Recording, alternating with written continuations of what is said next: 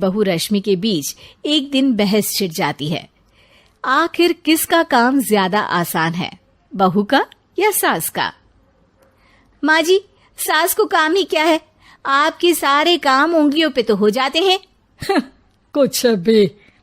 हाँ, हिसाब तो उंगलियों पे ही हो जाता है ना।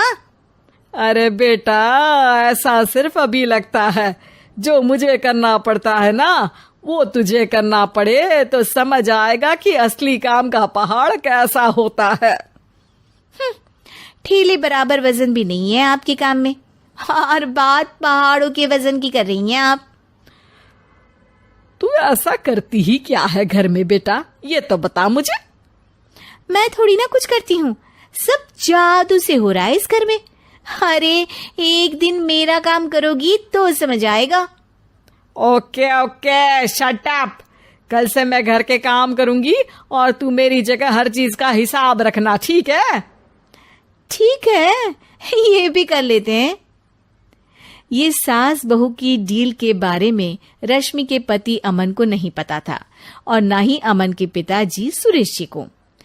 पर गेहूं के साथ साथ जैसे घुन भी पिस जाता है, ये दोनों भी पीसने वाले थे। सुबह अमन उठकर रेडी होता है ऑफिस जाने के लिए, तो पता है उसके कपड़े नहीं निकले हुए हैं। अरे रश्मि, तुमने मेरे कपड़े नहीं निकाले? अपनी माँ से पूछो ना, उन्हीं का काम है ये। अमन अपनी माँ के पास जाता है। अब मेरे कपड़े आज आप देने वाले हो क्या माँ? हाँ, देना तो मुझे ही चाहिए, पर तेरी बहू ने कपड़े धोने ही नहीं डाले, तो कोई भी धुला हुआ कपड़ा नहीं है बेटा। हैं? ऐसा क्यों? कपड़े तो धोने आप ही देते हो ना माँ? अरे बहू ने तुझे बताया नहीं, अब हम अदल बदल गए हैं। मैं अब बहू और तेरी बीवी सास। अमन परेशान हो गया। वो बिना इस्त्री के कपड़े पहनकर ऑफिस चला गया। सरस्वती जी अपने घुटने के दर्द के कारण झुककर घर साफ नहीं कर पा रही थी और ना ही खाना बनाना याद रख पाई। उधर रश्मि पहले ही दिन घर की चाबी घुमा चुकी थी और 300 रुपए का हिसाब अलग नहीं मिल रहा था। पर दोनों का ही घमंड कैलाश पर्वत से भी बड़ा था और दोनों ही खेमे एक दूसरे की बात मानने को बिल्कुल तैयार नहीं थे।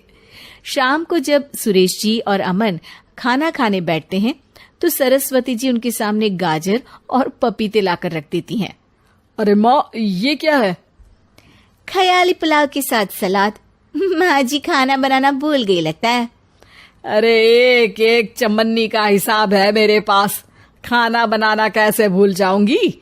ये तो मैंने पढ़ा था कि फल फ्रूट खाने से सेहत अच्छी रहती है, इसीलिए ये ले, एक फल खा ले। रात को सुरेश जी और अमन अपनी मीटिंग बिठाते हैं अकेले में। बाबूजी, इनकी लड़ाई के कारण ना हमें ठीक से खाना मिल रहा है, उल्टा घर के सारे काम रुक गए हैं। हाँ बेटा, 2 भैंसों की लड़ाई में बेचारे खेत के पौधों का भी नुकसान हो रहा है। पर पापा, क्या बताऊं आपको, मैंने माँ को इस महीने की 2 तारीख को बिजली के बिल के पैसे दिए थे। आज बिल भरने के लिए मांगने गया तो पता चला कि रश्मि उन पैसों से गैस सिलेंडर ले आई। अच्छा, तो सिलेंडर के पैसों का क्या हुआ? अब सिलेंडर के तो कोई पैसे नहीं थे बाबूजी, हमारे घर पर गैस की पाइपलाइन लगी है ना। बेटा, इन दोनों का कुछ करना पड़ेगा, नहीं तो अपने घमंड के चक्कर में पूरा घर बर्बाद कर डालेंगी ये दोनों। अमन और सुरेश जी काफी सोच विचार के बाद एक निष्कर्ष पर पहुंचते हैं। रात ही को दोनों अपनी पत्नियों की अलमारी से नई साड़ी निकालते हैं और सुबह जब रश्मि और सरस्वती जी उठते हैं तो देखते हैं कि दोनों पति साड़ी पहनकर चढ़ाव पर सब्जियां काट रहे हैं। अरे ये सब क्या हो रहा है? क्या हो रहा है मतलब? आप दोनों अदल बदल हो सकते हो तो हम क्यों नहीं? अरे क्या मतलब? नहीं नहीं, मेरी भी बचपन से किसी की बहू बनने की इच्छा थी, तो आज से सरस्वती तुम बड़ी बहू, मैं मिडल बहू और अमन छोटी बहू। अरे लेकिन सब घर पर बैठ जाएंगे तो कमाएगा कौन? ये घर कैसे चलेगा?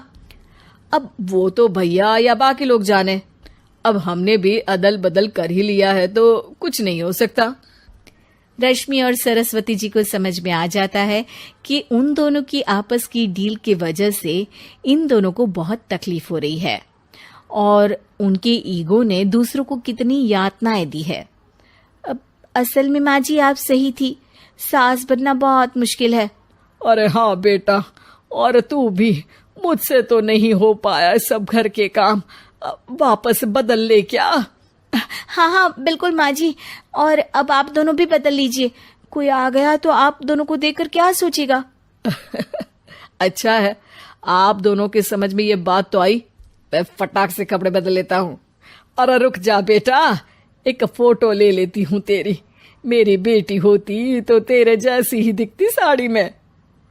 और मेरा फोटो नहीं लोगी?